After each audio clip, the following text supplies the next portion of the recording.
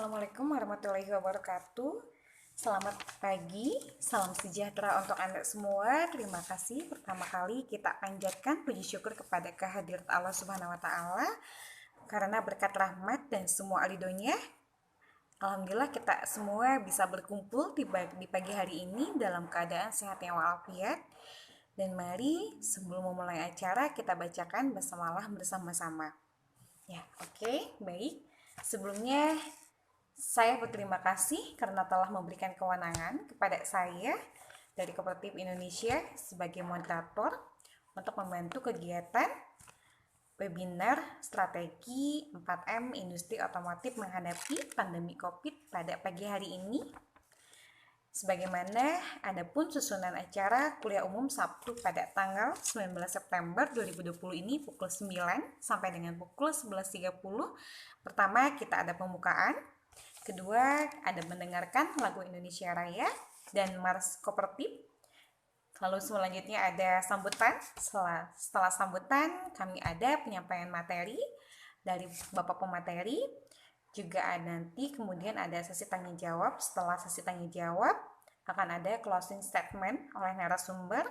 Juga ada penutup sebagai akhir kesimpulan dari pemateri. Selanjutnya kita adakan foto bersama. Dan setelah itu kegiatan selesai.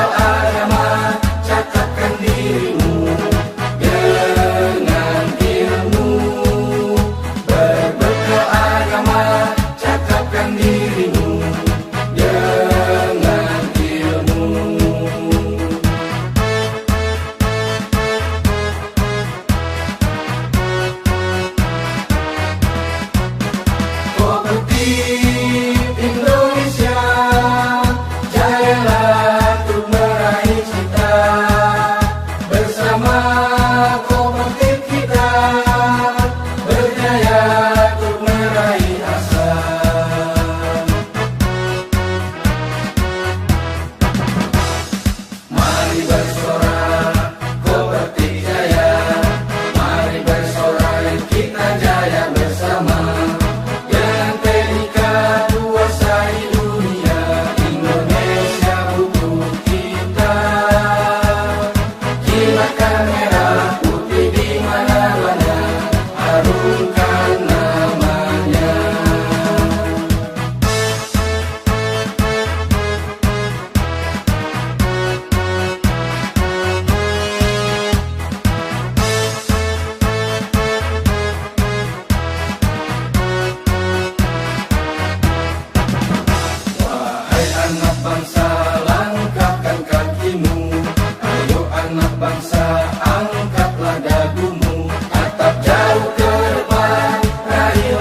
cita-citamu, raihlah asamu.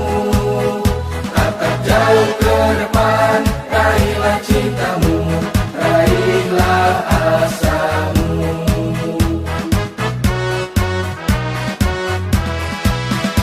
Wahai anak bangsa, langkahkan kakimu. Ayo anak bangsa, kuatkan jiwamu. Berbekal agama, cakapkan dirimu dengan ilmu.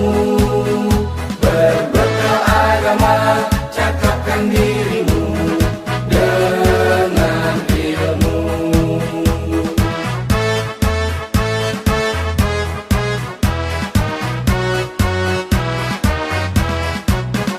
Kooperatif Indonesia, jayalah untuk meraih cita. Bersama kooperatif kita, berjaya untuk meraih asa.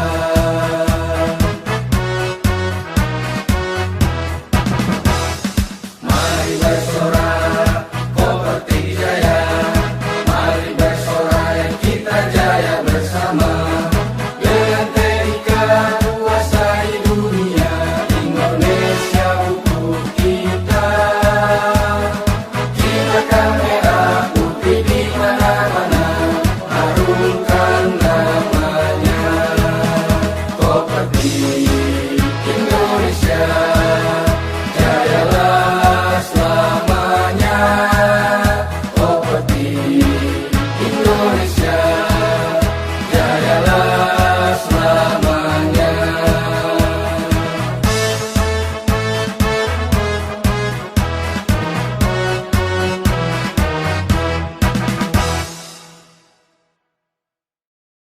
Kegiatan selesai. Adapun pemateri untuk webinar kali ini nanti akan dibawakan oleh pemateri yang begitu luar biasa hebatnya, yaitu Bapak Subawa, SEMM, tempat dan tanggal lahir di Yogyakarta 25 Juli tahun 1982. Pengalaman kerjanya beliau sebagai dosen di Universitas Bina Insani, Bekasi, dan juga beliau bekerja di perusahaan manufakturing PT Menara Cipta Metalindo, PT Adi Teknik Mandiri, PT Wangsari Multi Utama, dan juga PT Sekiso Industri Indonesia 1.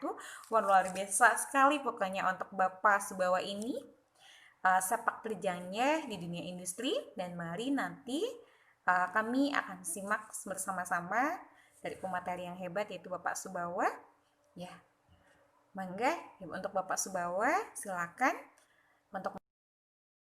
Jadi saya mau memberikan sharing mengenai strategi saat ini di industri otomotif ya, terutama roda 4 ya, mobil. Nanti ada saya skip lagi, saya fokusin lagi untuk 4 ATPM yang saya dapat informasi dan datanya. Bagaimana cara dia mengendalikan 4M-nya di industrinya, di manufakturingnya, terkait dengan pandemi COVID saat ini. Yang pertama, mungkin nanti ini ada background-nya. Nah, apa agendanya? Jadi background, bagaimana sih operationnya di industri otomotif? Alurnya seperti apa sih? Flow-nya seperti apa sih? Jadi sampai mendapatkan mobil itu nanti terkirim ke customer seperti itu. Jadi kita paparkan sedikit aja nanti gambarannya. Dan nanti bagian mana yang akan saya terangkan seperti itu. Nanti kita lihat slide-nya. Dan berikutnya resunya atau hasilnya review saya. Ini bukan PSBB, mungkin udah bisa kita lihat di mana-mana kita laksanakan juga seperti itu. Dan kemudian nanti ada unit produksi. Artinya ketika pandemi ini nanti berapa unit sih produksi yang akan kita buat. Nanti ada before-nya ya, sebelum ada pandemi COVID itu seberapa sih sebenarnya produksi yang dibuat, dan setelahnya itu berapa nanti kita lihatin grafiknya nanti seperti itu. Nah, yang berikutnya nanti ada strategi 4M-nya. Nah, nanti kita di sini di strategi 4M ini nanti kita ada yang namanya Henkaten Bot. Mungkin nanti agak asing nih yang belum mengetahui, nanti bisa jelaskan sedikit. Apa itu sih Henkaten Bot itu apa sih? Fungsinya untuk apa? Seperti itu. Nanti akan kita jelaskan juga. Yang berikutnya nanti closing ada summary saya sedikit aja seperti itu. Mungkin yang pertama,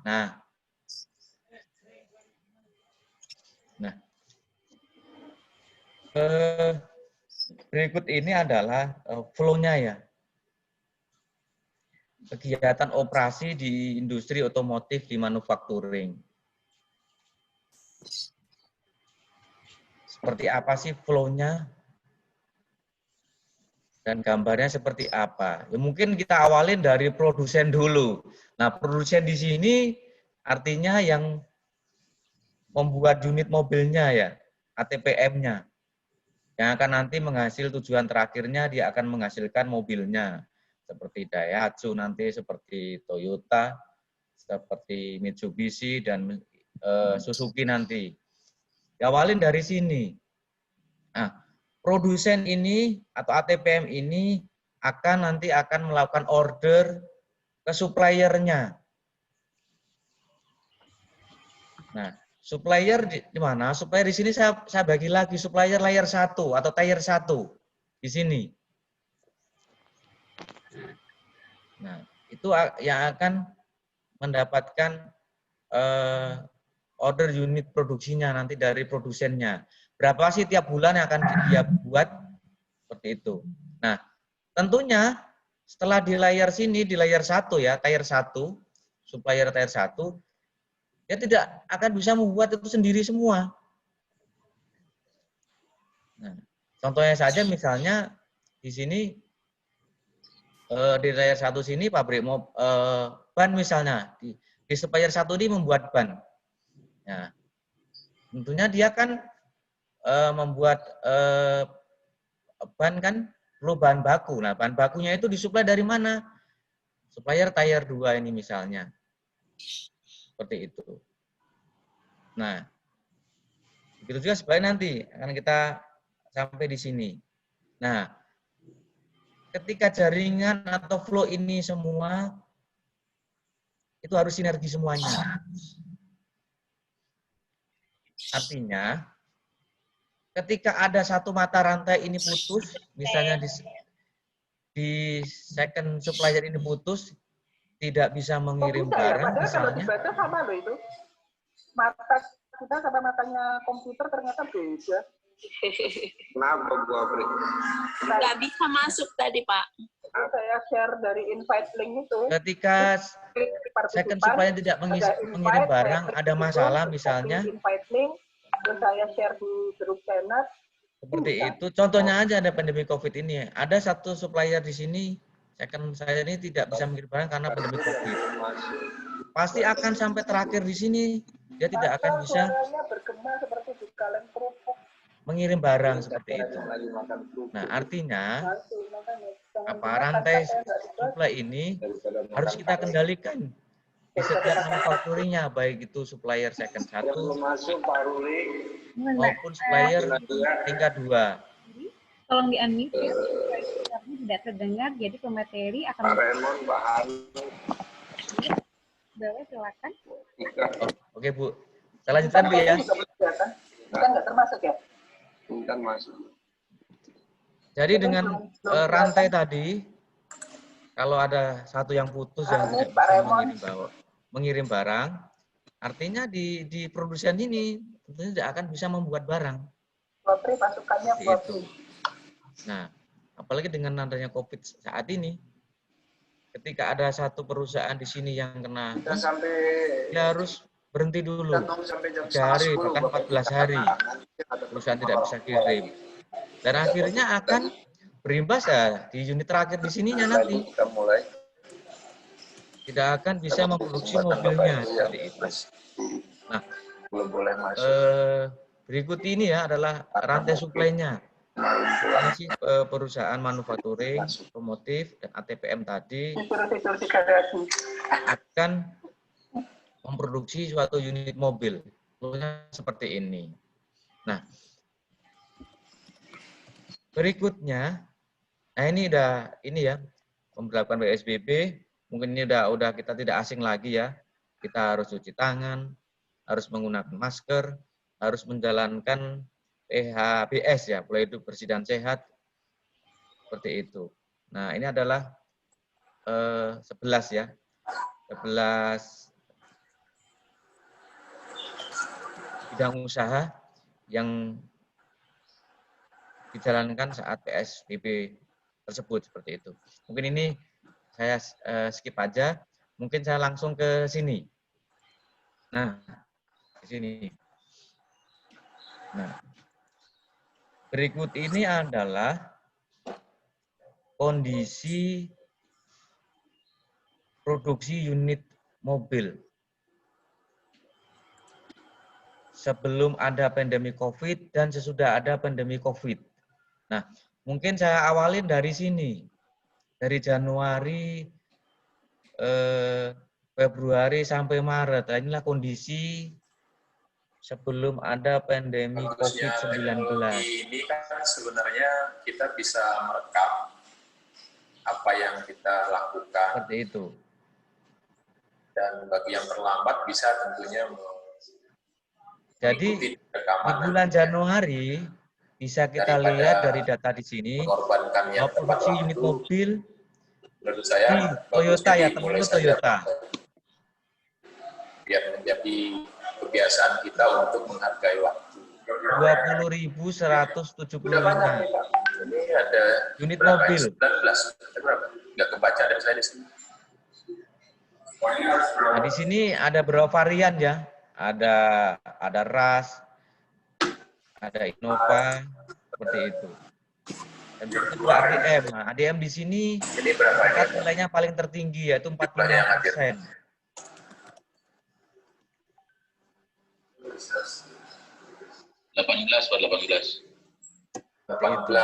ya. Dan totalnya adalah bulan Januari itu sendiri itu keempat ATPM ini ya. Jadi ada Toyota, ada Mitsubishi, ada Suzuki, ada Daihatsu itu 85.130 unit mobil. Itu karena itu kali Pak Endra izin tadi kita nggak bisa masuk dari tadi.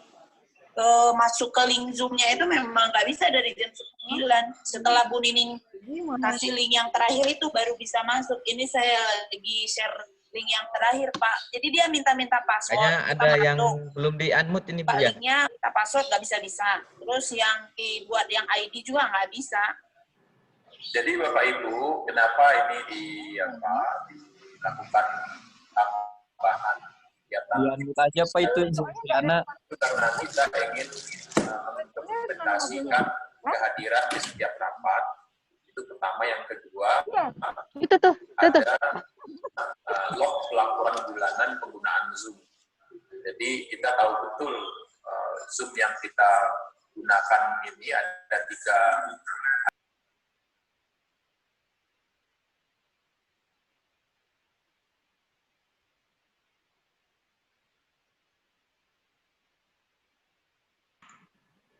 Ya, Bu.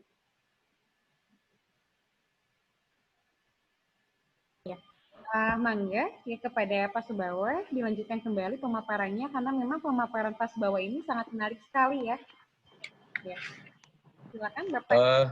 Oke, mohon maaf Bu, ada gangguan sedikit tadi, jadi agak kredit seperti itu.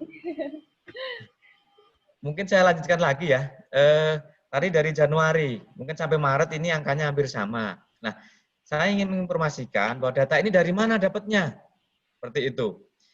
Data ini saya dapat dari, di sini saya bilang Getsudo meeting. Artinya, kita, tier 1 Bu ya, tier 1 itu yang membuat komponen mobil di tier 1. Artinya, finish good kita akan kita langsung ke ATPM, seperti itu. Nah, itu setiap bulan kita itu ada meeting, diundang meeting ke ATPM tersebut untuk diinformasikan bahwa berapa sih unit produksi yang akan diproduksi oleh ATPM tersebut. Nah, kalau dari saya ringkes dengan saya olah datanya seperti ini. Ini tiap bulan, Bu, di minggu ketiga seperti itu. Kita akan memperoleh datanya. Nah, kalau bisa kita lihat dari data tersebut, sampai bulan Maret, kita masih Ejunka ya. Ejunka itu namanya masih rata. Di angka 80 sampai 85 ribu. Seperti itu angkanya. Nah, ketika udah mulai bulan April, sampai bulan Mei, sampai bulan Juni, nah bisa kita lihat datanya, turun sangat drastis sekali. Bahkan bulan April pun kita cuma 12%. Jadi dari parameternya bulan Januari itu cuma 12% unit produksi yang akan kita produksi. Nah, tentunya dengan melihat kondisi seperti ini, kan masalah bagi industri otomotif. Karena kenapa? Pertama dari sisi bahan baku.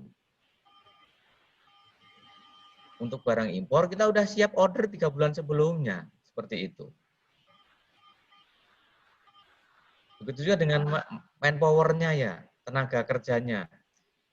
Dalam 1 tahun kita udah setting manpower-nya. Karena kalau di otomotif, itu dalam 1 tahun itu ordernya udah bisa kita lihat ya, udah kelihatan ya. Jadi kita setting sumber daya pun jelas. Jadi ketika ada pandemi seperti ini, wah, kita harus benar-benar bisa memanfaatkan sumber daya secara efektif dan efisien. Karena tujuan di akhir nanti ke situ. Nah, tapi di sini bisa kita paparkan, mulai bulan September ini ya, bulan ini dari unit produksi yang akan kita produksi sudah 60%. Artinya udah mulai naik di sini. Naik di sini. Sampai bulan Desember itu 60 sampai 70% di sini. Nah, ini artinya ini kabar baik buat perusahaan manufacturing. Artinya ATPM sudah mulai membuka lagi ordernya. Nah, bisa kita lihat dari mana? Dari ekspornya seperti Malaysia dan Arab Saudi, itu saat ini dia udah membuka keran untuk impornya ke Indonesia. Untuk beberapa unit mobil. Nah, tentunya dengan protokol kesehatan yang sudah ditentukan seperti itu. Nah, tinggal kita bagaimana mensikapinya antara bulan April sampai bulan September ini. Apa sih yang dilakukan oleh perusahaan manufacturing dengan kondisi seperti itu? Nah, di sini kalau di manufacturing itu ada yang namanya Henkatenbot. Toolnya adalah Henkatenbot. Nah, kita kan kesusahan tuh. Bagaimana ya caranya perusahaan bisa mengontrol secara 4M-nya. 4M itu ada mesin, ada metode, ada materialnya. Secara daily. Dengan ribuan orang, dengan ratusan orang, apalagi dengan kondisi COVID seperti ini, bagaimana cara mengendalikan orangnya? Nah, sebelum ada COVID, sebenarnya di industri manufacturing sudah kelihatan ya bagaimana cara mengendalikannya. Mungkin nanti kita sambung lagi setelah ada pandemi COVID seperti apa, seperti itu. Nah, sebelum ada pandemi COVID, kita ada caranya mengontrol 4M itu di industri manufacturing. Nah, toolnya pakai apa? Toolnya adalah menggunakan Henkatenbot. Handcutting board itu apa? Handcutting board itu adalah papan informasi yang isinya mengenai apa? Mengenai abnormality atau bad news first. Seperti itu. Nah, kenapa abnormality bad news first kita kendalikan? Karena awal muasalnya masalah adalah di sini. Di abnormality atau bad news first ini. Seperti itu. Nah, bagaimana cara mendapatkannya? Mendapatkan abnormality tadi atau bad news first tadi. Nah, tentunya dengan monitoring 4M-nya. Nah, monitoring 4M-nya ini saya bisa lagi menjadi ada mesin, ada metode, ada manpower, ada material. Mungkin saya lewat awal dulu dari manpower-nya. Nah, bagaimana cara mengendalikan manpower-nya? Seperti itu. Nah, saat ini ada pandemi COVID ini, tentunya perusahaan sudah menyiapkan strateginya. Yang pertama untuk manpower manusia sendiri. Yo, dia sebelum masuk ke kantor di luar pagar pun udah kita kontrol itu dengan menggunakan temperatur itu ya, kita tembak itu apakah suhunya ada 36 atau lebih. Kalau 37 tidak boleh masuk ke situ. Harus di luar dulu. Seperti itu. Menunggu informasi berikutnya dari atasan yang bersangkutan. Seperti itu. Nah, setelah itu, untuk mengontrol manpower lagi, sebelum bekerja, 10 menit sebelum bekerja, kita ada SIG. SIG itu kalau boleh saya bilang itu meeting antar departemen. Nah, departemen di sini apa? Ada produksi, ada quality, ada bagian delivery, nah, ada bagian sumber daya SDM-nya. Itu dilakukan meeting kecil. Nah, apa yang ditanyakan di situ? Nah, kalau sebelum ada pandemi COVID, kita menanyakan, ada check sheet-nya ya. Check sheet kesehatannya. Leader lapangannya itu di perusahaan menanyakan anak buahnya. Ketika berkumpul di situ ya, meeting di situ, hari ini kamu bagaimana kondisinya? Ada sakit atau keluhan seperti itu. Itu dalam satu check sheet yang sudah ditentukan.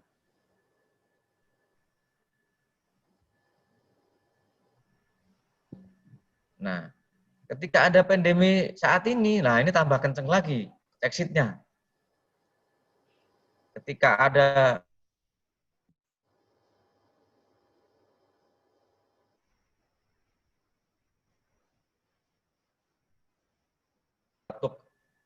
nah, kita udah ada kita meeting di situ 10 menit itu ASAICI namanya, ketika ada yang menyebutkan saya lagi pilek batuk Pak, udah pada parno semua seperti itu.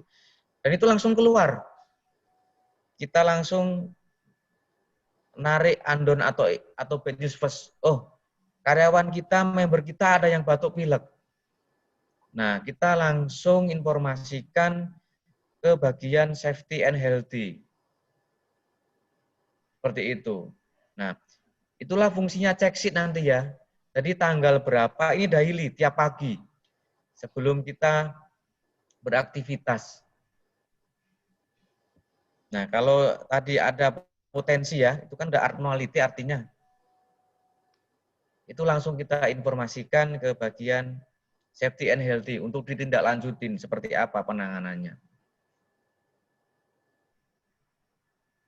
Nah, itu cara kita mengendalikan untuk manpower-nya ya. tentunya tadi setelah ada check sheet mungkin ada absensi ya. Hari ini siapa yang nggak masuk segala macam. Nah kalau sakit, nah itu lagi. Kalau sakit udah pertanyaannya banyak itu nanti. Sakit apa, udah berapa hari, segala macam. Nah, sampai nanti kalau udah 2 hari, perusahaan di Indo ini akan melakukan langsung Gimba. Gimba itu melihat langsung karyawan tersebut. Sakit apa seperti itu. Memastikan. Nah, selain itu, untuk bagaimana mengontrol manpower ketika ada pandemi COVID ini, setiap hari dia menginformasikan kondisi lingkungannya. Lingkungan artinya lingkungan di rumahnya. Apakah ada yang terkena COVID atau tidak. Seperti itu. Nah, kalau tentunya dengan jarak yang telah ditentukan. Kalau kita mengambil 500 meter. 500 meter dari tempat tinggal kita. Jadi kalau 500 meter itu ada jarak kita dari rumah ke yang terkena COVID tadi, perusahaan akan melakukan tindakan. Yang pertama adalah karyawan tersebut akan dikarantina dulu. Tidak boleh masuk bekerja dulu selama 7 hari. Dan tentu dilakukan dengan tes rapid. Seperti itu. Tidak boleh masuk kantor. Itu yang dilakukan oleh perusahaan. Nah, yang berikutnya ada Asakai. Nah, kalau Asakai itu ini udah lebih ke naik lagi ke antar departemen. Apa yang ada informasi apa kita sampaikan di situ. Termasuk tadi ada yang sakit, langsung kita sampaikan di situ juga. Karena ini antar departemen seperti itu. Itu yang kita lakukan di perusahaan. Yang berikutnya metode. Nah, ini sudah saya sampaikan tadi. Abnormality. Nah, abnormality itu sumber dari masalah. Artinya apa? Masalah itu berawal dari abnormality yang tidak diselesaikan. Seperti itu. Jadi dengan adanya check sheet tadi ya, check sheet kan nanti ada bermacam-macam bentuk check sheet ya. Ada check sheet mengenai stok, finish good, ada check sheet kesehatan.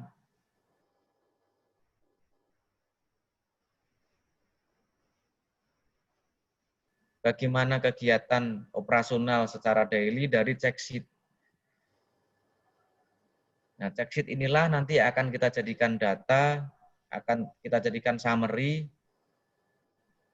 untuk mengambil suatu keputusan, baik itu mingguan ataupun itu bulanan, seperti itu. Nah, di sini ada lagi namanya SCW. Apa itu SCW? Stop, call and wait.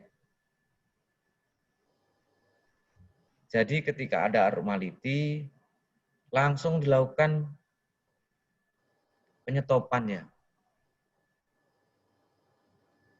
Misalnya tadi contoh tadi ada karyawan ya, yang udah ada batuk pilek gejala, itu udah indikasi udah pada parno semua kalau di kantor ada batuk pilek.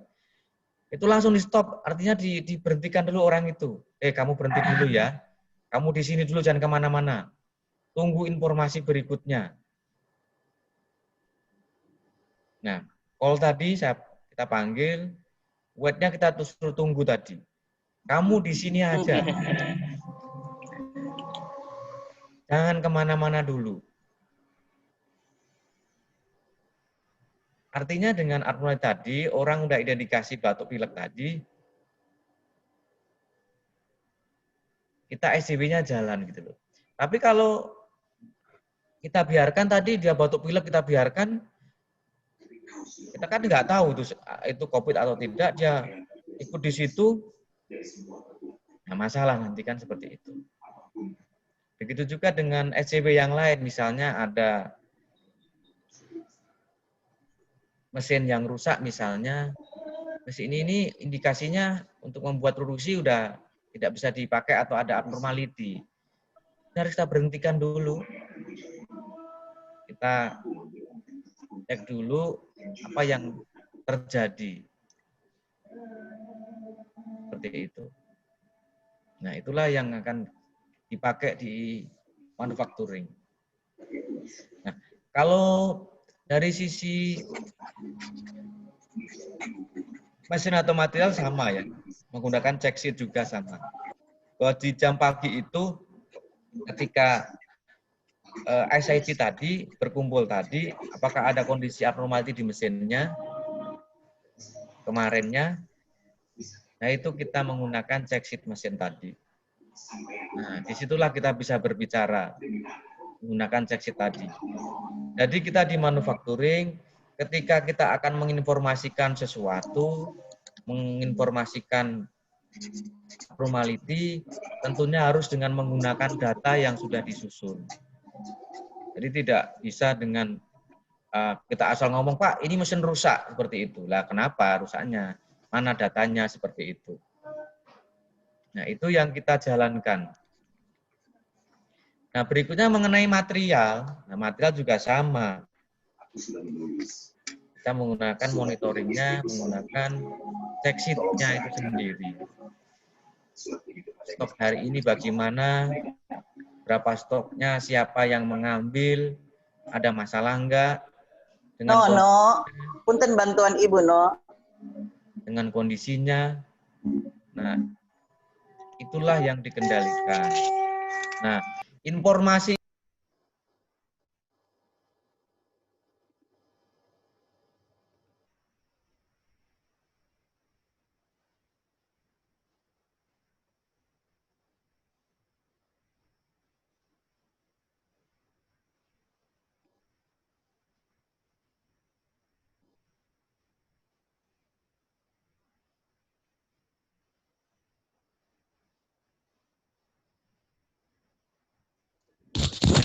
pas bawah dia unmute ya.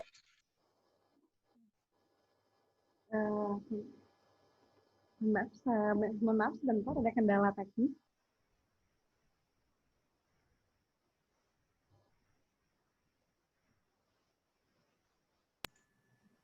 ya, Pak? Iya, sudah. Ya, silakan. Udah bisa, Bu? Ya, ada kendala teknis barusan. Ya. Oke. Saya lanjutkan, Bu, ya. Jadi semua mengenai 4M tadi, Bu, ya. Bapak, Ibu semuanya, itu bisa kita lihat dalam suatu papan informasi. Seperti itu. Kelihatan semua di situ. Jadi kita misalnya yang punya perusahaan, direktur datang ke situ, menanyakan hari ini ada masalah tidak? Kita bawa ke papan Hinkaten tersebut. Oh Pak, hari ini kondisi kita saat ini di area ini, manpower-nya masuk semua. Ada yang tidak ada yang sakit Pak misalnya. Dari mana kamu dapat itu? Ini Pak datanya, check sheet-nya ini, seperti itu. Jadi secara visual bisa kelihatan di situ. Termasuk yang lainnya ya. Yang material tadi ada masalah tidak, mesinnya ada masalah tidak. Seperti itulah. Nah, inilah bagaimana ya industri itu mengontrol 4M tadi. Jadi kalau udah tahu toolnya gampang kita. Kan susah kan mengendalikan orang itu misalnya kan ratusan orang bagaimana mengendalikan hari ini masuk semua tidak. Nah, karena di manufacturing kecepatan informasi, kecepatan data itu sangat kita perlukan sekali. Untuk kita cepat juga mengambil datanya, mengambil keputusan seperti itu. Nah, berikut ya, cara mengontrol manpower di industri otomotifnya. Seperti itu. Nah, ini tadi sudah saya sampaikan ya. Dengan kondisi yang tadi order ya, yang ordernya cuma 2% tadi, 1% tadi, itu 4M tadi harus kita kendalikan secara efektif dan efisien. Kenapa? Karena 4M inilah timbulnya semua biaya, cost di manufacturing semua. Seperti itu.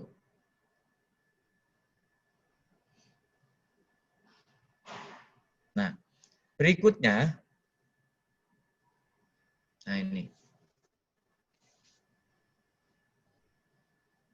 Bagaimana industri otomotif tadi menghadapi COVID tadi? Apa yang akan dilakukan dari strategi-strategi 4M tadi? Ini yang pertama.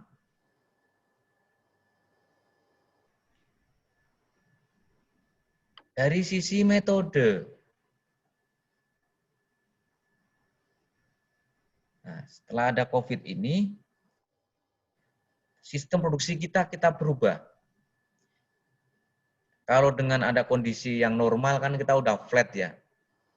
Produksi sehari 10, yaitu flat rata-rata sampai akhir bulan 10 juga produksinya. Jadi kita bisa menggunakan sistem produksi itu namanya pull system. Artinya apa pull system itu? Ketika customer ATPM tadi itu dia melakukan order 10, ya kita buat 10 ordernya.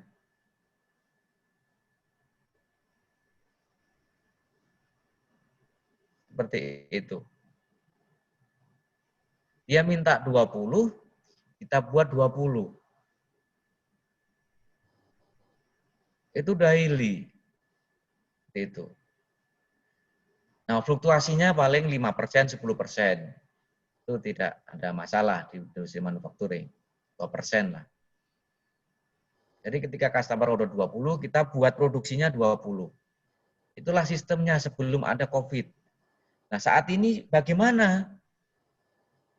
Setelah ada COVID itu, nah tentunya tidak bisa seperti itu. Kenapa? Karena kapasitas di produksi kita udah kita setting, kita set up dengan kondisi yang stabil tadi, 10 unit tarikan per hari.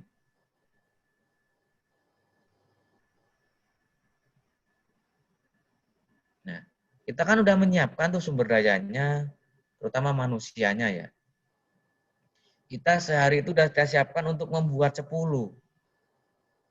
Ya bisa 10 menggunakannya. Nah, tetapi dengan kondisi COVID tadi kan ordernya tidak 10, cuma 2 misalnya.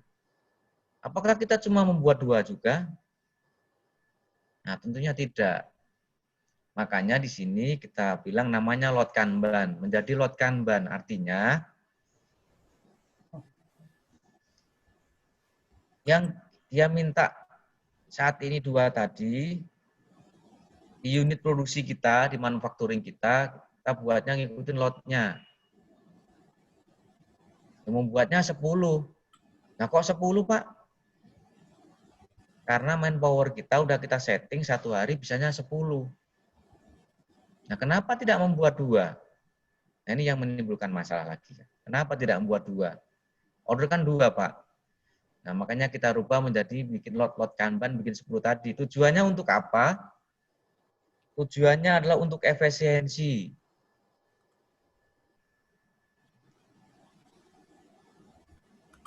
Efisiensi dari mana? Yang pertama, dari sisi biaya. Biaya apa? Biaya manufacturing. Apa biaya manufacturing itu? Yang pertama, ada cost listriknya. Ada cost manpower-nya. Ketika pertama tadi ya, order 10,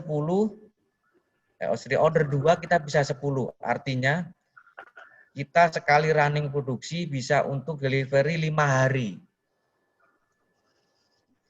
Artinya yang 4 hari tadi itu yang akan kita sebut namanya WFH. Atau kita liburkan karyawannya. Dengan kita liburkan karyawannya, kita akan bisa save di cost. Pertama, kita tidak membayar biaya transportnya, kita tidak akan membayar biaya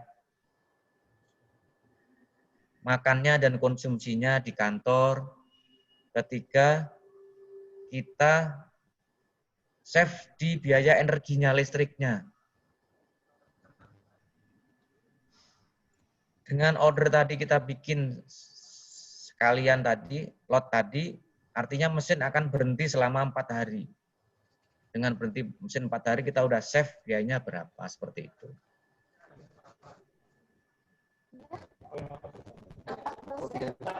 Itulah dari segi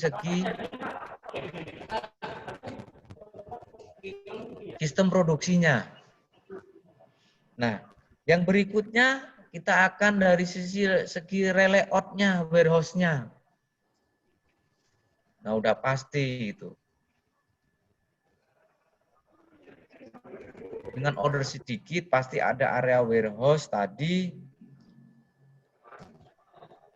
yang tidak terpakai.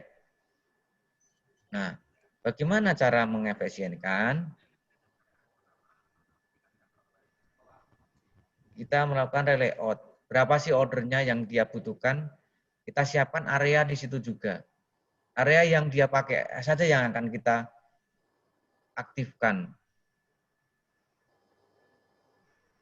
Dengan ada area tadi yang tidak aktif ya, tidak kita gunakan, tentunya kita save area. Nah, kalau save area itu di manufacturing akan bermanfaat sekali. Terutama apa? Cost-nya, cost perawatannya. Di warehouse kita menggunakan lampu yang berapa? 1000 watt. Kalau area tadi kita matikan lampunya, kita tidak pakai, kita garis kuning, area ini tidak dipakai, artinya save kita, save cost. Di apa? Di energi. Nah, belum juga yang kita biaya rental ya, kalau nanti perusahaan yang lain ada yang biaya rental, gudangnya rental ya. Nah, kita kembalikan. Oh, rental ya. Saya tidak menggunakan sewa kamu ya, saya balikin nih, seperti itu. Kita bisa save lagi dari segi biaya. Seperti itu. Nah, berikutnya dari sisi aktivitas sewa peralatan juga. Nah, tentunya dengan order yang tadi ya, saya background tadi, order yang turun tadi cuma 30%, 40%. Nah, tentunya peralatan ya. Peralatan dan perlengkapan kalau di manufacturing kan kebanyakan kan sewa. Contohnya forklift aja. Forklift itu kita tidak membeli, kita sewa. Dengan ada unit produksi turun, pasti penggunaan forkliftnya turun. Nah, tentunya itu akan kita kembalikan. Nih, rental forklift ya, mohon maaf, ini kondisi begini. Rental saya balikin dulu ya, seperti itu. Itulah metodenya untuk dari sisi peralatan. Nah, yang lain, nah, perhatikan di sini, di industri manufacturing, peralatan atau packagingnya itu berukuran besar. Ada yang panjangnya 2 meter, ada yang panjangnya 1,5 meter.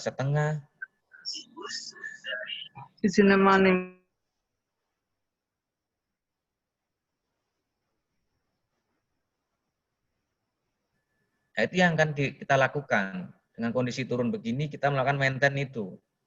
Bagaimana kondisi packingnya, seperti apa. Tujuannya apa? Tujuannya nanti ketika order yang udah 60%, 70% tadi, kan itu terpakai lagi packagingnya kan. Nah, kita udah bisa aman, tas safe. Oh, packagingnya udah saya rawat nih ya. Udah saya maintenance nih. Nanti ketika order naik lagi, kita pakai lagi seperti itu. Nah, ini strategi 4M dari sisi segi metodenya. Nah, dari sisi manpower-nya bagaimana? Nah, tentunya kan udah kelihatan ya dari order tadi. Karena begini, dari industri manufacturing itu kita bisa menghitung orang dengan mudah. Ketika kita mendapat order 10 ini butuh orangnya berapa? Itu kita dengan mudah sekali menghitung orangnya. Oh, Pak, order 100 ini cuma butuh 2 orang, Pak. Kita dengan mudah sekali menghitung orangnya. Nah, tentunya dengan order yang kurang tadi ya, bagaimana mengendalikan orang tadi agar lebih efektif dan efisien.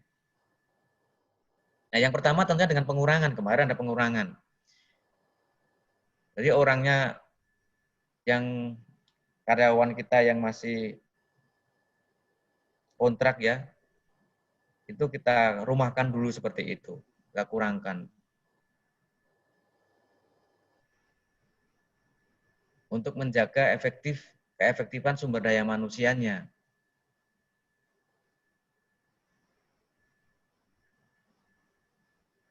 Nah, yang berikutnya tentu dengan WFH tadi. Nah, WFH di sini seperti apa WFH-nya? Kalau di industri manufacturing kan sebenarnya WFH-nya kalau di produksi agak susah. Kenapa susah? Karena dia akan menggunakan mesin produksinya, memegang mesin. Di rumah kan tidak ada mesin, seperti apa? Ini bahasanya istirahat di rumah, saya bilang begitu. Bukan WFH, karena di rumah juga tidak bisa melakukan aktivitas dia. Seperti itu.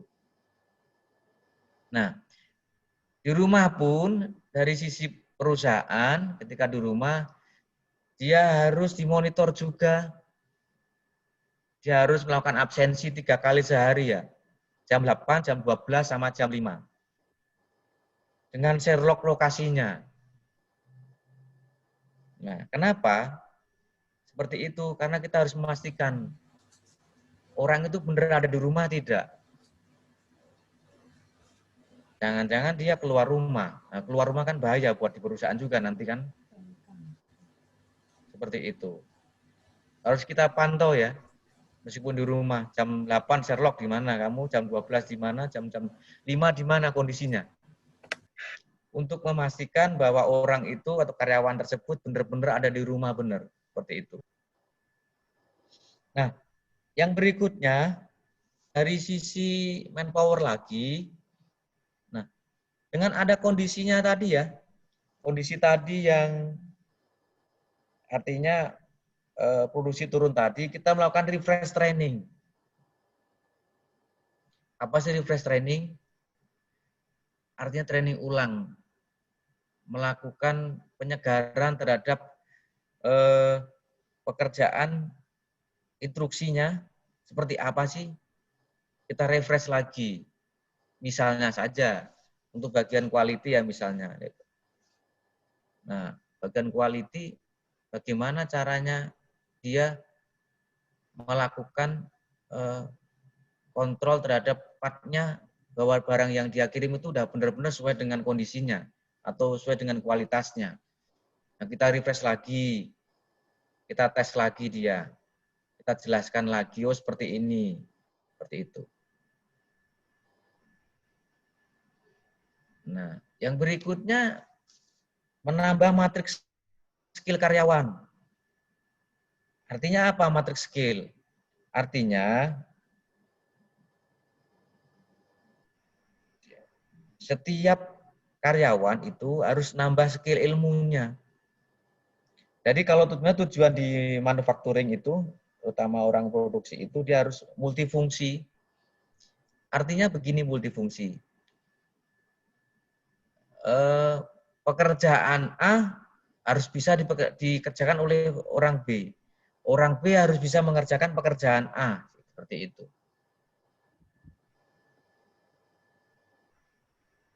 Jadi tidak ada namanya spesialisasi.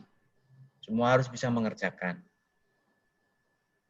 Nah, itu ketika di manufacturing, itulah yang akan menjadi nilai positif nanti di KPI-nya karyawan ya. Ketika nanti penilaian akhir tahun, kamu materi skill-nya udah sampai mana gitu loh. Udah berapa skill kemampuan kamu yang udah bisa seperti itu.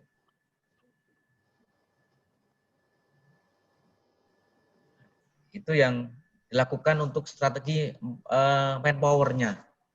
Nah, yang berikutnya,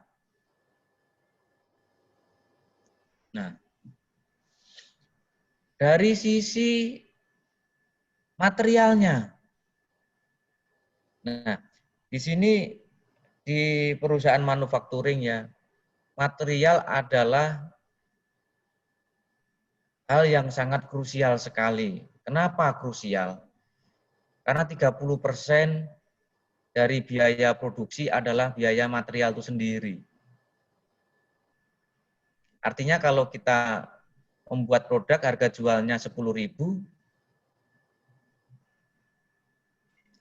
yang 3.000 itu sendiri adalah biaya materialnya. Bahkan bisa sampai 40, 45 ya. Itu biaya materialnya.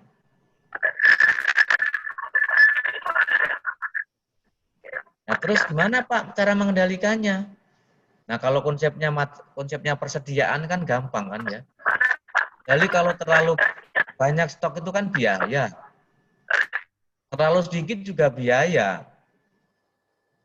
Nah, terlalu sedikit biayanya apa? Biaya kehilangan customer. Jadi dia minta 5, kita cuma kasih 3 kan. Ya dia komplain, customer-nya komplain. Gimana sih orang minta 5 dikasih 3? Jadi kepercayaan customer-nya akan berkurang. Ketika pemenuhan tadi tidak ada. Nah,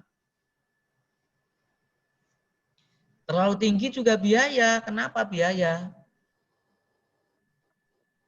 Ya pasti masalah. Tidak mungkin sumber daya atau aset perusahaan digunakan untuk membeli material saja. Kan masih ada lagi untuk beli yang lain. Untuk bayar gaji segala macam. Seperti itu. Ya itulah kenapa stok tadi ya, banyak material ya, ini finish good juga harus kita kendalikan. Nah, di perusahaan manufacturing saat ini dengan kondisi pandemi COVID ini, manajemen stoknya kita berubah.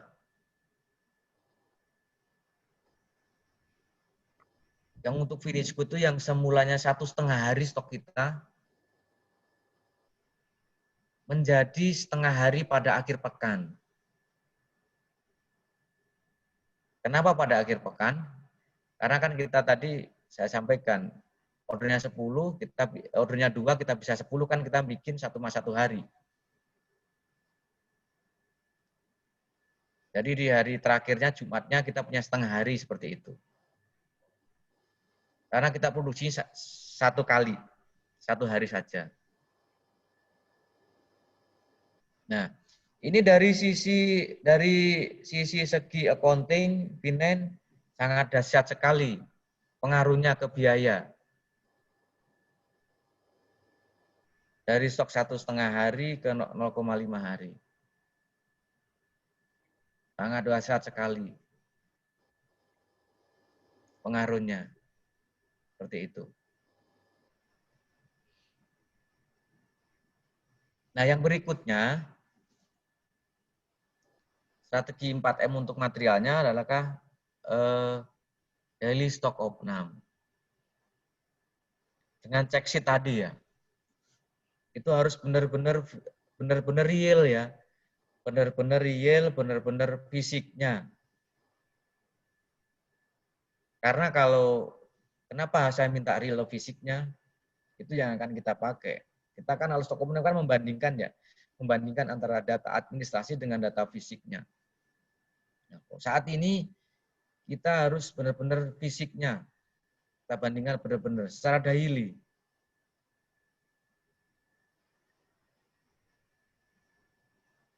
Karena kenapa?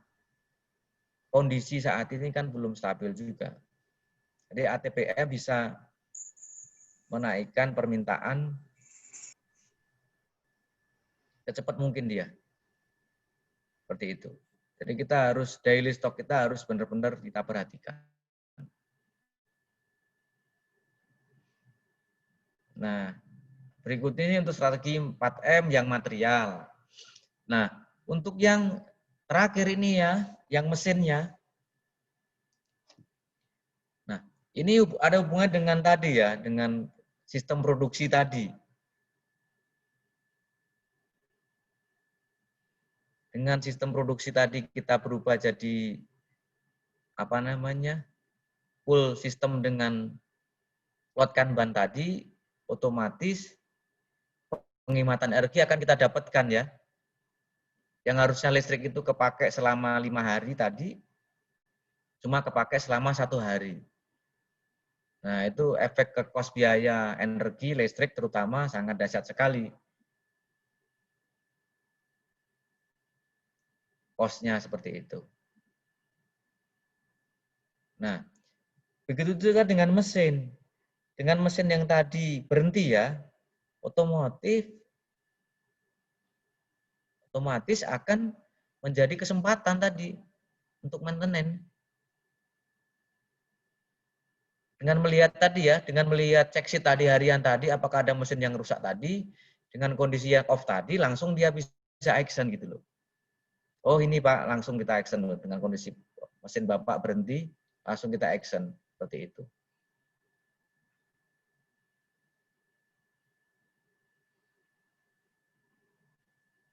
Nah, berikut ini ya, bagaimana strategi 4M industri otomotif, manufacturing ya, terutama yang sampaikan tadi adalah layer 1. Layer 1. Itu bagaimana caranya mengendalikan dari sisi 4M-nya. Seperti itu.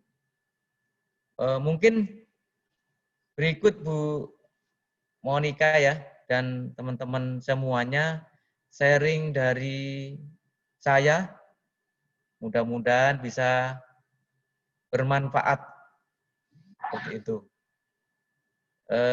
Terima kasih. Wassalamualaikum warahmatullahi wabarakatuh. Waalaikumsalam warahmatullahi wabarakatuh. Terima kasih banyak Bapak Bawah. Ya baik, setelah kita mendengarkan pemaparan yang begitu menarik ya dari Bapak Bawah, bila ada hal-hal yang memang ingin ditanyakan terkait dalam pemaparan yang beliau sampaikan tadi, silakan kami memberikan waktu khusus untuk sesi tanya jawab. Bagi yang ingin bertanya, silakan kami tunggu. Ya. Ada pertanyaan? Bapak Ibu sekalian?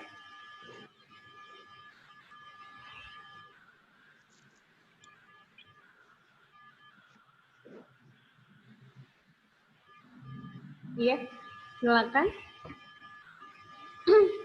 Yang ingin bertanya? Ya, kita membuka sesi tanya jawab. Paling pas ke bawah untuk 3 ini dulu ya Pak ya? 3 penanya dulu paling ya. Oke Bu, siap Bu.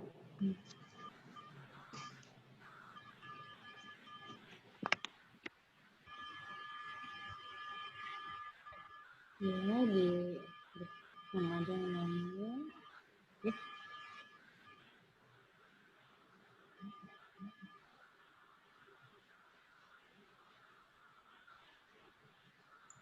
Sepertinya tidak ada yang bertanya, Bapak.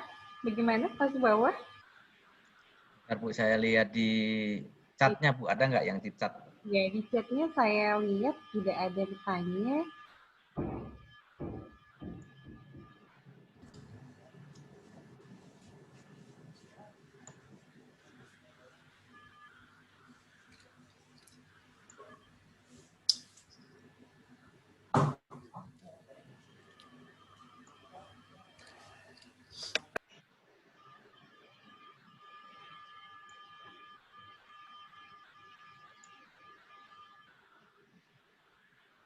Ada pertanyaan, Bapak? Dari Ibu Retno? Iya. Tentang sistem load Kanban, boleh dijelaskan katanya secara lebih detail? Oke, Bu, dari Bu Retno Widyasuti ya. Terima kasih Bu untuk pertanyaannya. Begini Bu, lot Kanban ini sebenarnya panjang ini sebenarnya intinya pertanyaannya. Lot Kanban adalah sebenarnya kalau bisa dibilang adalah standar ordernya, Bu. Saya bilang begitu. Dari mana? Dari kapasitasnya. Boleh dibilang begini. Customer, Bu, customer kan akan melakukan order misalnya 10, 20, atau 30 kelipatan seperti itu. Jadi di Kanban itu sudah ada yang namanya quantity piece-nya. Satu Kanban misalnya kuantitinya 10 piece misalnya.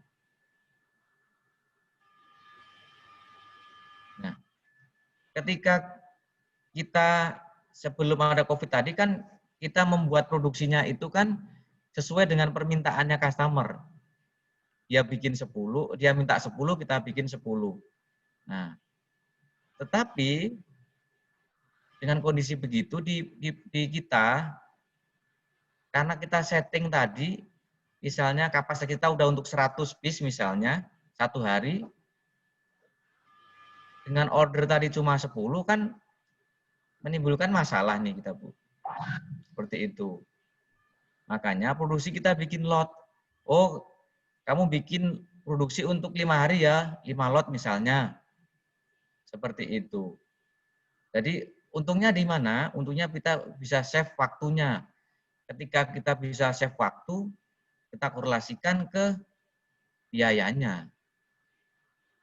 Dengan produksi berhenti kan otomatis biaya dari energi tadi, biaya orangnya kan kita tidak keluarkan yang ketika kita tidak melakukan produksi seperti itu. Mungkin itu yang saya sampaikan, Bu Retno Widyasuti, Bu. Ya. Baik, terima kasih banyak Ibu Retno atas pertanyaannya. Bagaimana? Apakah sudah cukup puas, Ibu Retno? Ya, selanjutnya silakan kepada yang ingin masih kurang, ingin lebih tahu lebih dalam pada Bapak pemateri, semoga dipersilakan.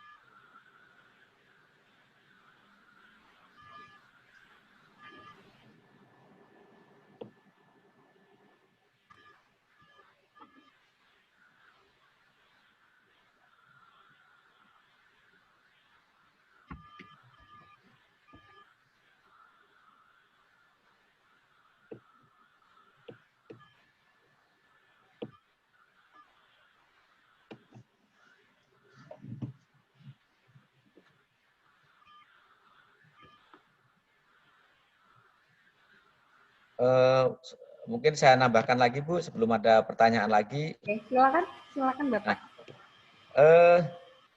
Dengan adanya pandemi COVID ini, Bu, jadi saat ini ATPM ya seperti Toyota, Daihatsu, Mitsubishi itu sangat concern sekali ke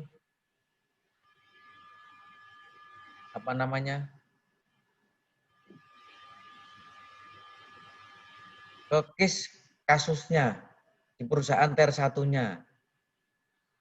Maksud saya begini, ketika ada case atau supplier tier 1 tadi ada yang terjangkit COVID, dia bahkan minta detailnya, Bu. Detailnya apa artinya? Itu kapan terjadinya? Itu bertemu dengan siapa saja? Bahkan orang itu aktivitasnya di mana? Membuat produksinya part apa? Kapan dia memproduksinya? Kapan barang itu diproduksi ke ATPM tersebut, Bu? Memastikan. Karena kan virus ini kan bisa lewat part yang dia pegang kan seperti itu. Iya. Itu yang jadi concern di ATPM saat ini. Bahkan tindakan apa yang dilakukan terhadap hal tersebut? Preventifnya seperti apa gitu loh. Karena saya sampaikan tadi, ketika ada satu perusahaan tier 1 tadi ya, itu yang terkena karyawan kena COVID, artinya kan 3 hari itu tidak boleh produksi. Artinya dengan kondisi 3 hari produksi, si ATPM tadi gini, ya kan stoknya paling setengah hari Bu di ATPM itu. Paling banyak 1 hari komponennya. Ketika tidak disuplai tadi, berarti dia 2 hari lagi dia tidak bisa membuat barang, pasti berhenti. Nah, itulah yang ditakutkan oleh ATPM saat ini. Belum lagi yang jangan sampai barang yang ekspor. Kalau ekspor kan kita udah janji ke luar negeri. Wah, ini Indonesia. Bukan dengan Indonesia lagi. Wah, Indonesia tidak bisa kirim nih. Kenapa? Tidak bisa produksi. Nah, kan masalah juga buat negara juga. Tidak dapat pemasukan dari ekspor tadi, seperti itu. Jadi korelasinya sangat kompleks sekali Bu dengan adanya pandemi COVID ini. Tapi mudah-mudahan di industri otomotif, karena di industri otomotif ini Bu, kalau saya baca di Detikcom segala macam, menyumbangkan devisa berapa aja ke perusahaan gitu loh. Menyerap tenaga kerja. Satu karyawan di Daihatsu aja itu bisa 20.000 orang, Bu. Nah, belum suppliernya berapa. Supplier ada 1.000 supplier misalnya. Itu kalau satu supplier ada 200 karyawan aja udah berapa ribu itu, Bu.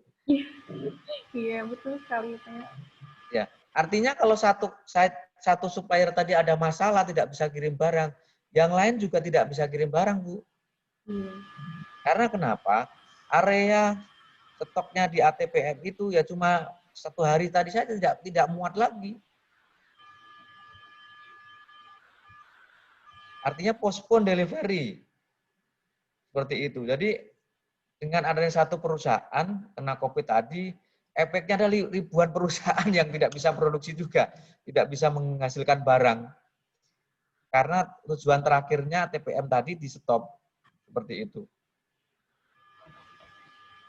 Makanya kalau di manufacturing saya bilang itu stoknya adalah stok di jalan.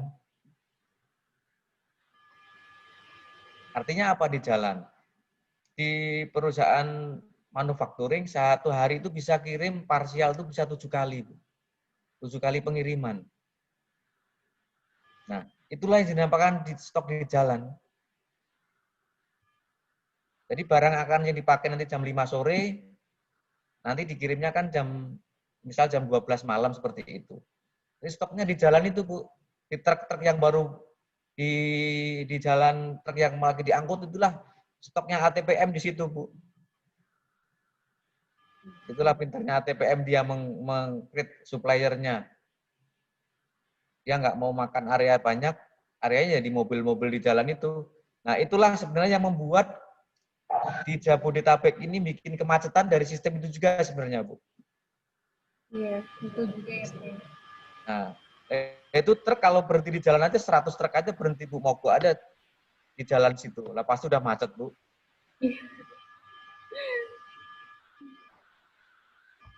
Itu di perusahaan itu di kantor saya itu ada 1 hari itu ada 100 truk keluar masuk perusahaan, Bu. Truk panjang gede itu. Itu baru 1 perusahaan, Bu. Kalau 5 perusahaan udah baru 500 truk gitu. Coba 500 truk itu tajejer berapa kilo jadinya, Bu? Bisa menimbulkan kemacetan yang parah ya, Pak ya? Nah, itu Bu, betul. Di situ. Jadi ada efek sampingnya dari kondisi dengan full sistem tadi. Iya, betul sekali, Pak. Nah, ada pertanyaan lagi, silakan. Iya, Silakan kepada para hadirin. Ada yang ingin ditanyakan lagi kepada Bapak pemateri? Kami masih membuka sesi tanya jawab. Boleh tanya, Pak? Bisa boleh tanya? Ya, Pak. Apa? Tentang maintenance ya, Pak ya? Ya, Pak. Begini, kadang-kala maintenance itu sulitnya begini, Pak. Ketersediaan data ya.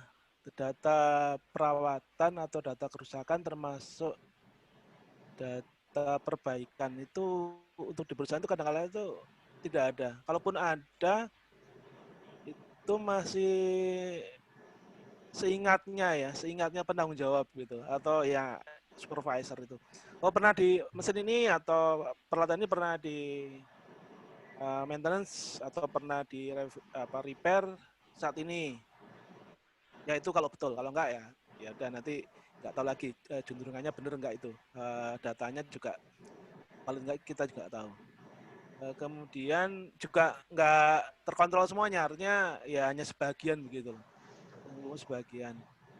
Kalaupun ada tertulis itu nggak lengkap, misalkan hanya tertulis diperbaiki kapan itu, tertulis tanggal dan waktunya tertulis, tapi terusnya kapan dan mulai berapa lama diperbaiki nggak terlacak. Gitu.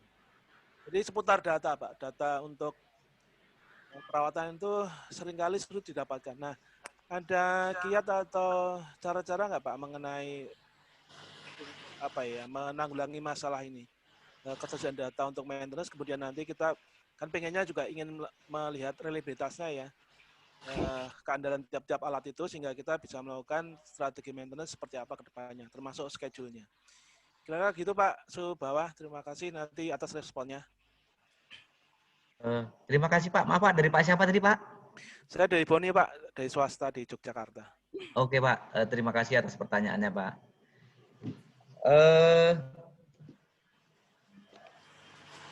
Menyikapi data, Pak, ya makanya fungsinya data tadi kan itu, Pak, ya. Data adalah sumber informasi kita untuk memutuskan suatu masalah. Nah, kalau kita di manufacturing, Pak, itu tetap senjata kita check sheet, Pak. Nah, setiap pagi itu leader itu, Pak, harus membawa check sheet-nya, Pak. Check sheet mesin itu. Di check sheet itu isinya adalah tadi, Pak, ya, jenis kerusakan tadi.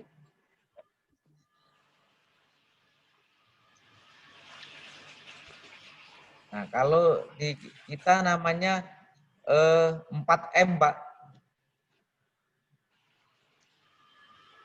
Henkaten tadi saya bilang tadi, Pak, ya. Itu nanti dibawa taruh di Henkaten. Nah, itu nanti ringkesannya, Pak, ya. Yang di Henkaten ringkesannya, Pak. Dari mesin ini pernah rusak tanggal sekian, itu diringkesnya di Henkaten tadi, Pak.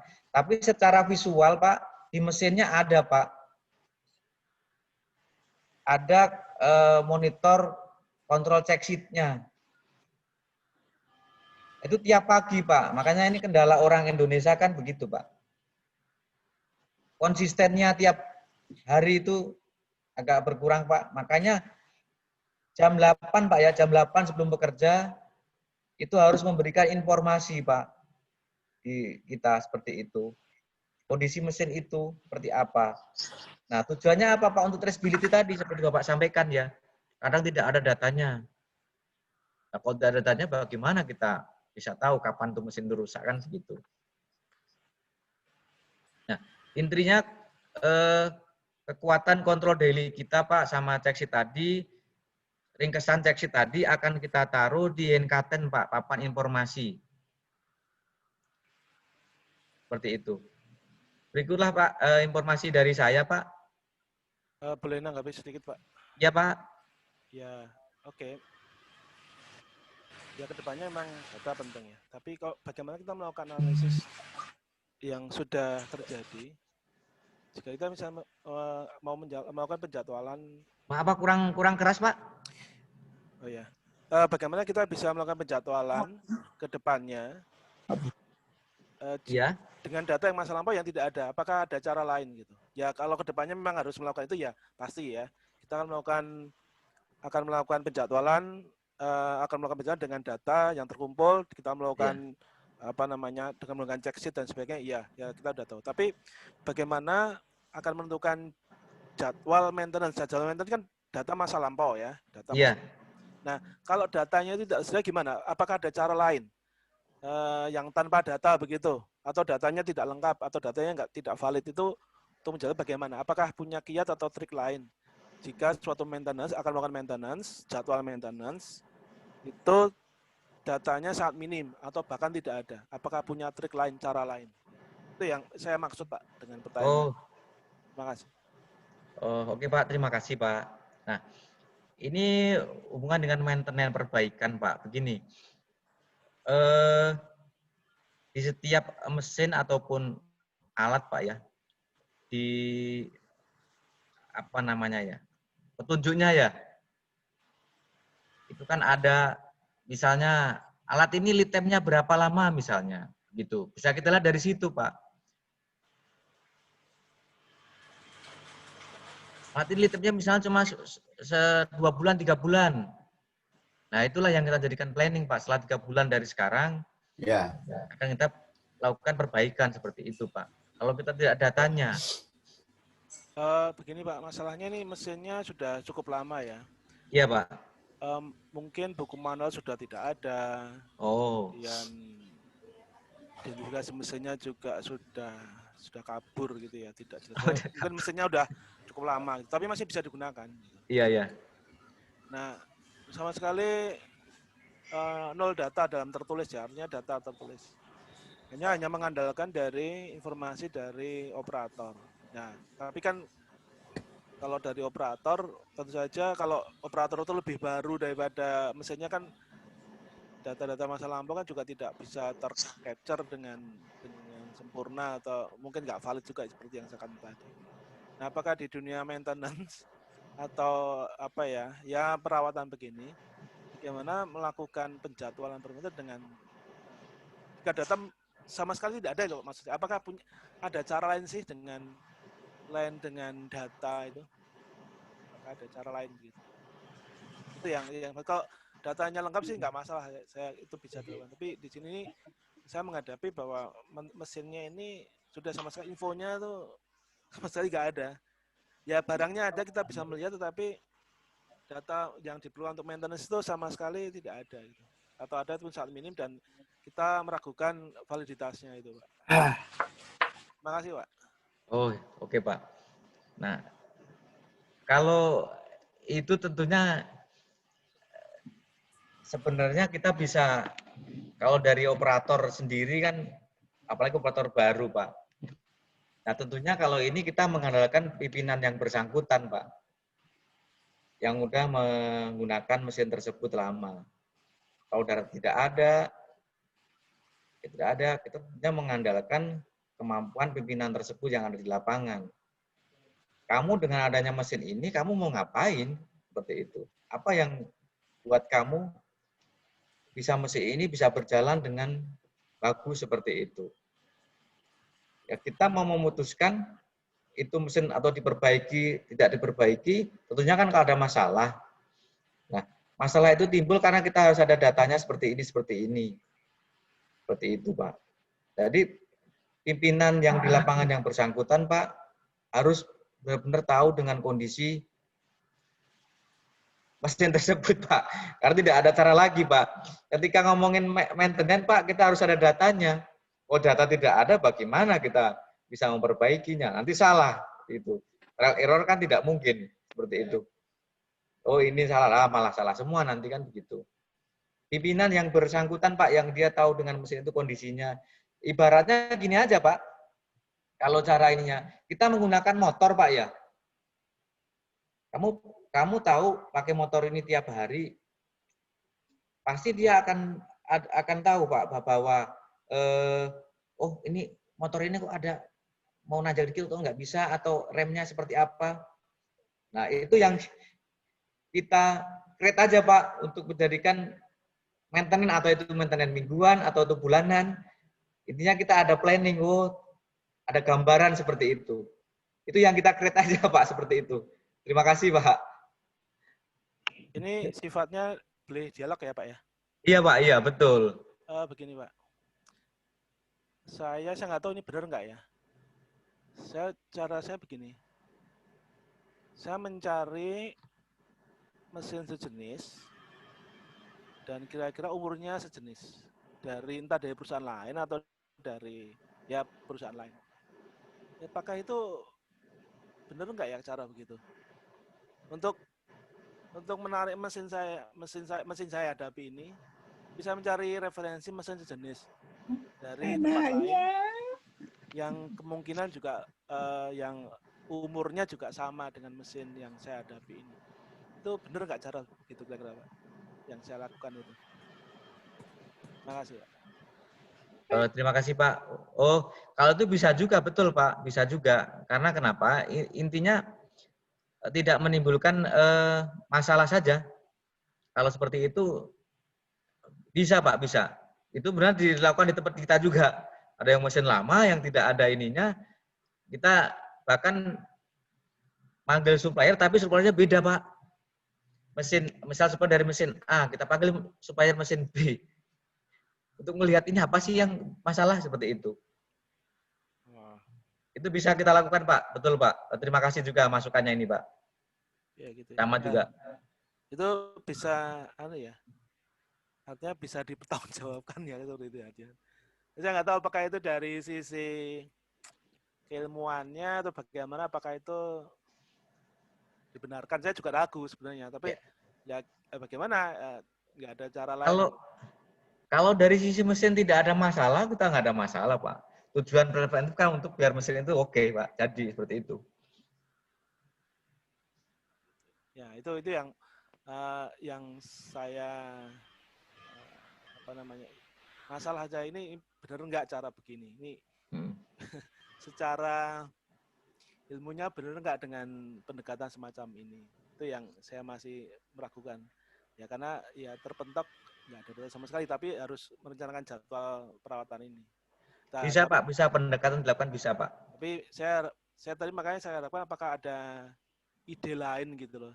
Kalau kita berhadapan dengan suatu minimnya data tentang mesin itu, bahkan sama sekali tidak ada. Ya kan kita tahu ya di Indonesia itu kalau misalnya bengkel atau ya kecil itu kalau ada mesin itu biasanya kan data tentang mesin itu kadang-kadang kan terbengkelai. Bahkan mungkin juga sudah hilang entah kemana dan juga tidak tercatat. Itu yang dihadapi ya kalau di industri kecil.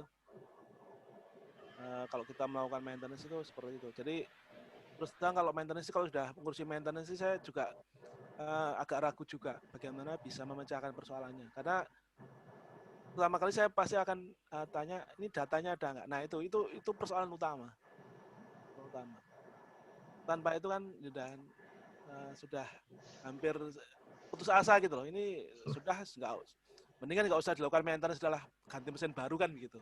Tapi kan tidak semudah itu, karena kalau apalagi mesinnya itu investasi cukup mahal, itu harus dipikirkan berulang-ulang. Tapi didesak untuk melakukan maintenance ya kita juga ragu juga apakah bisa juga karena datanya hampir tidak ada. Nah dalam forum ini mungkin ada tadi saya berharap mungkin ada ide lain dari narasumber atau dari mungkin peserta lain yang punya ide atau punya pengalaman hal ini dalam hal data yang sangat minim atau tidak ada, itu tetap bisa melakukan penjadwalan maintenance-nya. Itu sementara yang saya dapatkan itu, tapi saya juga ragu atas kebenaran cara yang saya lakukan itu. Saya kira itu ya Pak ya. Mohon maaf kalau agak panjang dalam diskusinya. Kasihan dari rekan lain mungkin, peserta lain. Terima kasih Pak Subawa. Terima kasih Pak. Terima kasih banyak Pak Boni atas pertanyaannya barusan. Ya, selanjutnya kepada para hadirin dipersilakan waktunya untuk bertanya pada Pak Subawa selaku pemateri. Silakan.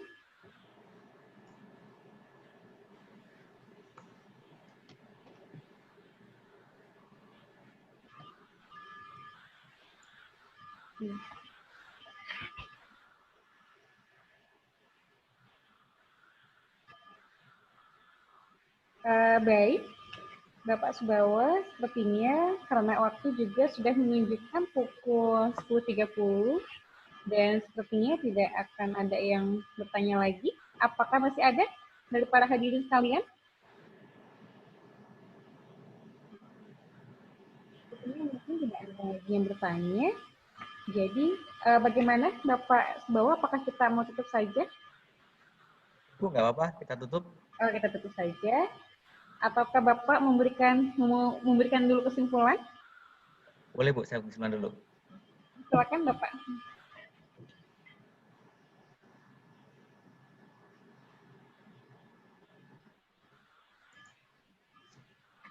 Oke, terima kasih.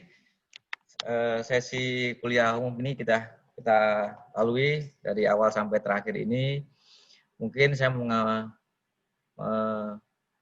garis bawain saja atau men-summary ya. Untuk materi hari ini seperti itu.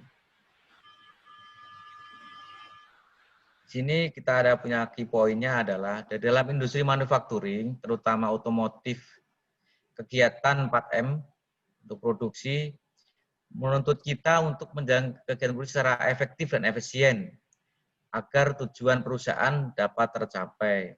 Nah, tentunya saat ini kita ada pandemi COVID, tentunya dengan protokol kesehatan yang sudah ditetapkan. Tujuannya apa? Supaya jaringan atau supply chain dari industri manufacturing itu sendiri tidak terputus dalam satu titik seperti itu. Terima kasih teman-teman semua sudah ikut sharing di sini. Selamat siang. Baik, Mas Bawa, terima kasih banyak atas pemaparannya yang memang luar biasa sekali pada hari ini dan juga sangat menarik ya tentunya.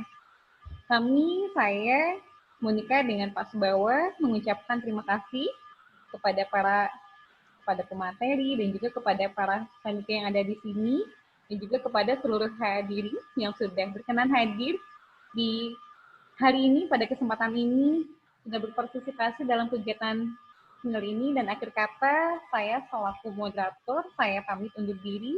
Semoga kita dapat bertemu kembali di seminar lainnya. Terima kasih banyak. Semoga seperti makin maju, makin sukses dalam memberikan ilmunya kepada kita semua. Maka dari itu, kita tutup saja acara ini dengan mengucapkan hamdalah bersama-sama. Alhamdulillahirabbil alamin. Wabillahi taufiq wal hidayah. Wassalamualaikum warahmatullahi wabarakatuh. Waalaikumsalam warahmatullahi wabarakatuh. Ya, selanjutnya mungkin kita sesi foto bersama.